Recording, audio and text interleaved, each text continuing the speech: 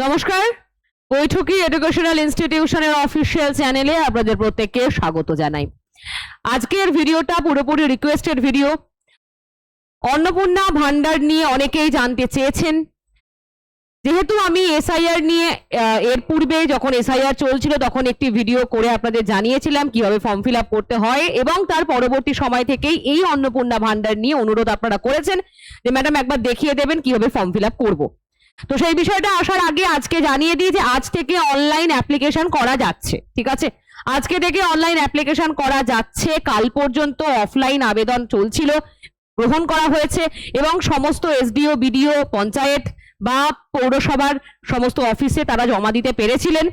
আজ থেকে অনলাইন শুরু হয়েছে। প্রায় 29 লক্ষের কাছাকাছি মহিলারা অন্নপূর্ণা ভান্ডার তাদের ঢুকে গেছে 3,000 টাকা করে। আজকে মুখ্যমন্ত্রী স্বয়ং তিনি ঘোষণা করেছেন এ বিষয়ে।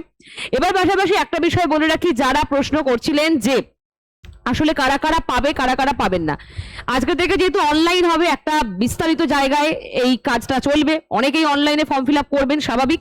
একবার বলে দিই তাহলে একদম ছোট কথায়, যেটা হচ্ছে যারা সরকারি পেনশন পান তারা পাবেন না। অর্থাৎ কারা কারা পাবেন না আগে শুনে নিন। যারা সরকারি পেনশন পান তারা পাবেন না, যারা সরকারি চাকরি করেন এবং যারা বেসরকারি চাকরি করেন কিন্তু ট্যাক্স পে করেন, এবং যারা ব্যবসা করেন কিন্তু ট্যাক্স পে করেন, এই সমস্ত মহিলারা কিন্তু অন্নপূর্ণা ভান্ডারে 3,000 টাকা পাচ্ছে না।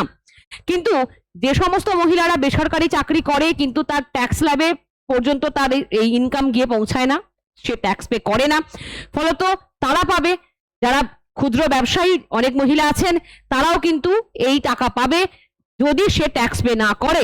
ফলত এই যে জায়গার মধ্যে যে সমস্ত মহিলারা পড়ছেন, কারা পাচ্ছেন না কারা পাবেন বলে দিলাম। এবার পাশাপাশি একটা বিষয় আপনারা প্রশ্ন করছিলেন যে ম্যাডাম অনেকের তো এরকম সকল ডিটেল চাওয়া হচ্ছে, স্বামী কি করে, ছেলে কি করে, পরিবারের সবার সদস্যদের ডিটেল চাওয়া হচ্ছে, তাহলে কি এটা দেখার পর আমার স্বামী যদি চাকরি করে তাহলে কি আমাকে দেবে না? না, এরকম কোনো ব্যাপার নেই।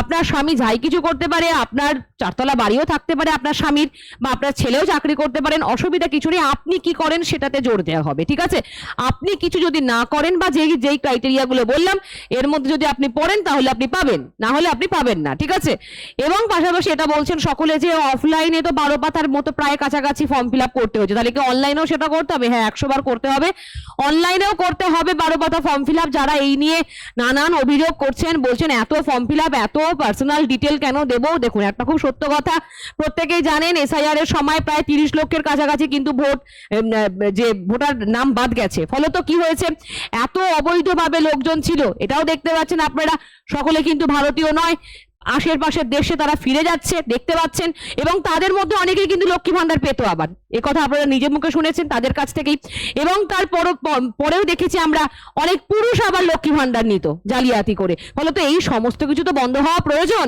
এইগুলো তো দুর্নীতি করে তারা নিচ্ছে, তাদের তো এগুলোর অধিকারের টাকা নয়। আমার আপনার ট্যাক্সের টাকা যদি অন্য কেউ নেয়, আমাদের ভারতবর্ষের জনগণ যদি না হয়ে সে অভারতীয় হয়ে যদি সেই টাকা নেয়, সেটাকে আপনি মেনে নেবেন?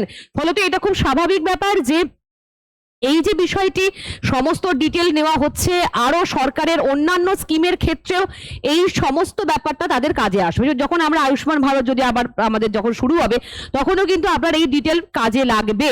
অর্থাৎ সরকারের কাছে সমস্ত স্বচ্ছ ডিটেল এই কারণেই রাখা হচ্ছে যাতে কোনো রকম দুর্নীতি করে আর কেউ, যারা যোগ্য সেই সমস্ত মহিলারাই পান, অন্য কেউ যেন না পান। ঠিক আছে, আর এই কারণেই হচ্ছে সমস্ত আপনার ব্যাংক ডিটেল থেকে শুরু করে আপনার দলিল থেকে শুরু করে জমি আছে কিনা থেকে শুরু করে সমস্তটা দেখা হচ্ছে।